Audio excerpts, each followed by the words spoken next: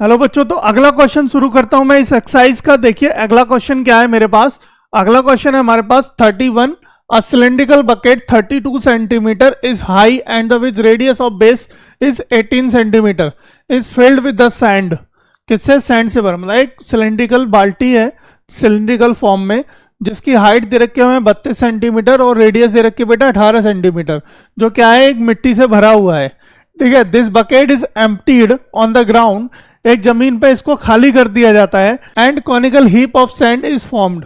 और उसकी सैंड की क्या है, एक कॉनिकल हीप की फॉर्म में वो शेप फॉर्म्ड हो जाती है।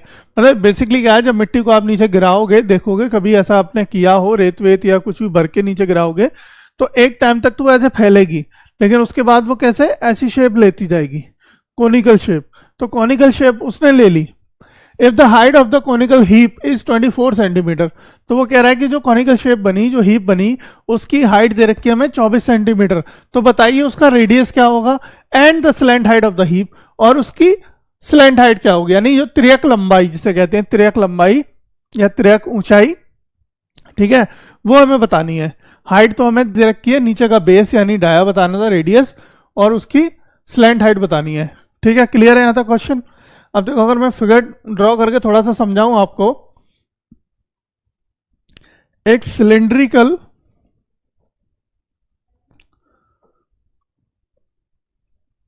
बकेट थी, ठीक है, जो किससे भरी हुई है बेटा, किसी सैंड से भरी हुई है।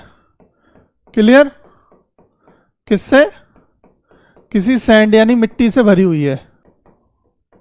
अब देखो जब ये मिट्टी आपने क्या करोगे, इसकी मिट्टी को जब बाहर गिराओगे यहां से नीचे, तो वो कैसा फॉर्म लेगी, कुछ इस तरीके से। पहले तो फ्लोर पे गिरती जाएगी, है ना,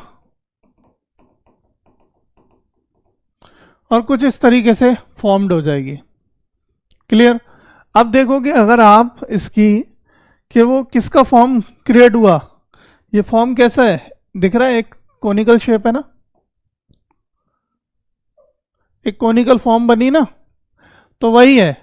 तो यही क्वेश्चन है हमारे पास कि जो मेरे पास सिलेंडर था बेटा, उसकी हाइट हमें दे रखी है कितनी, इसकी हाइट मुझे दी गई है 32 सेंटीमीटर, ठीक है, और इसकी जो रेडियस है वो दी गई है हमारे पास कितनी, 18 सेंटीमीटर।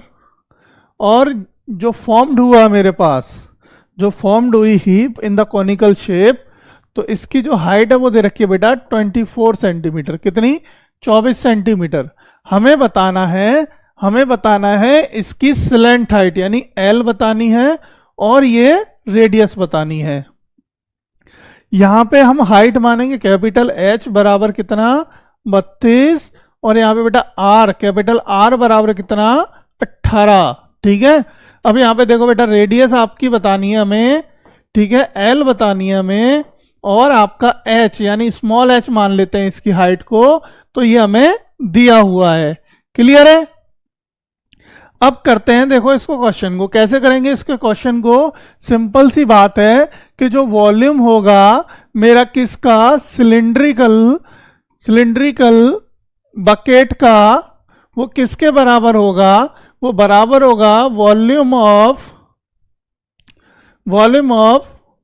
कोनिकल हीप के। कोनिकल हीप जो बनी है उसके बराबर होगा।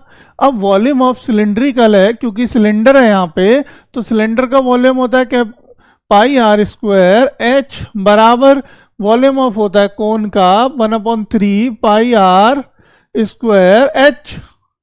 ठीक है बेटा। तो अब देखो दोनों की वैल्यू रख दीजिए, यहाँ पे हमें क्या निकालना है, ये आर की वैल्यू निकालनी है। क्लियर है बेटा? तो देखो पाई को एज इट इज रहने दो, यहाँ पे पाई से पाई ये जो है कट जाएगा, यहाँ पाई से पाई क्या हो गया, यहाँ पे पाई से पाई यहीं पे काट देते हैं, कैंसिल आउट कर देते हैं इसको। यहाँ पे आर, कैपिटल आर की बेटा वैल्यू कितनी है, 18, जल्दी से बोलो, 18 इंटू 18 इंटू एच की वैल्यू कितनी है, 32 बराबर 1/3 इंटू स्मॉल आर की वैल्यू हमें निकालनी है, तो इसको एज इट इज रहने देंगे। एच की वैल्यू दे रखी बेटा 24। क्लियर? स्मॉल एच की वैल्यू कितनी दे रखी है, 24, तो यहाँ पे 24 रख देंगे। अब देखो यहाँ पे आर की फॉर्म में इस पूरी इक्वेशन को रख लीजिए, यानी ये 3 जो है किधर आ जाएगा, यहाँ ऊपर आ जाएगा और ये 24 नीचे चला जाएगा। तो आर स्क्वायर बराबर क्या हो जाएगा, 18 into 18 into 32 upon into 3 upon 24। अब 3 से अगर इसको काटोगे तो 3 अट्ठे 24 कटेगा, 8 से इसे काटोगे 8 चौक 32 कटेगा, तो 18 गुणा 18 गुणा 4, इस 4 को मैं लिख सकता हूँ 18 गुणा 18 इंटू 2 गुणा 2, 4 को क्या लिख लिया ये। अब r जब मेरा इधर जाएगा, आर स्क्वायर को मैं लेके जाऊंगा तो ये क्या हो जाएगा, स्क्वायर रूट चढ़ जाएगा, स्क्वायर को जब मैं उधर लेके जाऊंगा। अब जब स्क्वायर रूट में से कोई वैल्यू बाहर आती है तो कैसे आती है, पेयर के फॉर्म में, यानी जब 18 का आया 18 गुणा 2 का हुआ 2, तो r बराबर बटा कितना आ गया, 36 आ गया। कितना आ गया, 36 आ गया। r की वैल्यू यानी रेडियस कितनी आ गई, उस हीप की radius of the heap is equals to 36। यही लिख दें, radius of the heap is equals to 36 centimetre. Clear. आगे एक और चीज हमें यहाँ पे निकालनी थी, यहाँ निकालनी थी हमें एल निकालना था। अब एल बराबर होता है कोण के केस में एल स्क्वायर बराबर होता है बेटा, या एल बराबर लिख लेते हैं स्क्वायर रूट में r square plus h square. तो एल बराबर हो गया, आर कितना निकल के आया, 36 का स्क्वायर प्लस आपका एच का स्क्वायर यानी 24 का स्क्वायर। अब 36 का स्क्वायर कितना होता है, जल्दी से बताओ। 36 का स्क्वायर होता है बेटा 1296 प्लस 24 का स्क्वायर होता है 576। ठीक है, बराबर। अब इन दोनों को जल्दी से जोड़ दीजिए, कितना होगा, ये देखो जोड़ो इसको, 6 और 6 12 का 2, अच्छा लगा 1, 17 का 7, हाँ से लगा 1 और 1 8 और 1, कितना हो गया 1872 हो गया।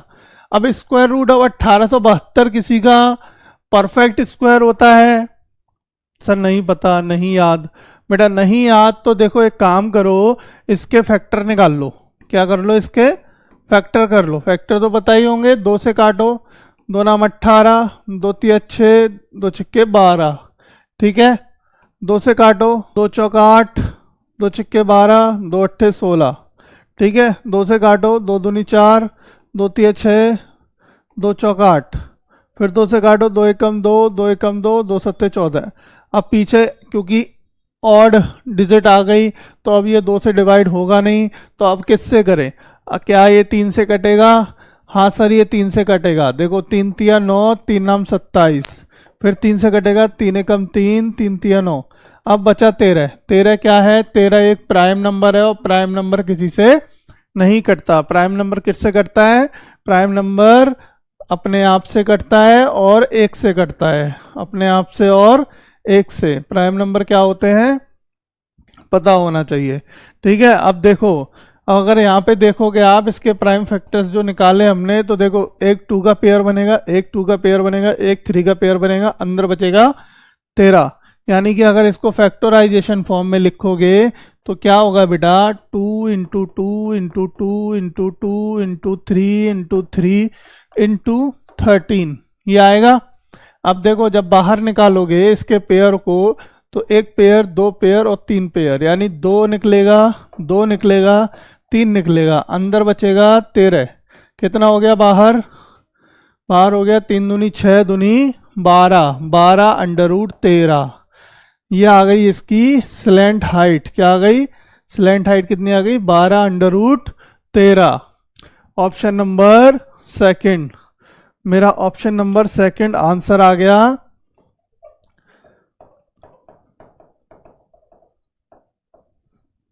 ठीक है बेटा, तो ऑप्शन नंबर सेकंड। यहाँ पे देखो एक ही दे रखा है ऑब्जेक्टिव में, लेकिन आपको क्या है 2 चीज पूछी थी क्वेश्चन में, मैंने दोनों ही निकाल के आपको दिखा दी है, कोई दिक्कत नहीं है। यहाँ पे एक ही दे रखा था, यहाँ पे दोनों भी दे सकते थे, कोई दिक्कत। देखा कितना इजी, कितना सिंपल क्वेश्चन था, बहुत अच्छे से समझाया मैंने। समझ में आया क्वेश्चन, अभी भी नहीं समझ में आया तो दोबारा देख लो एक बार, रिमाइंड करो और अच्छे से प्रैक्टिस करो।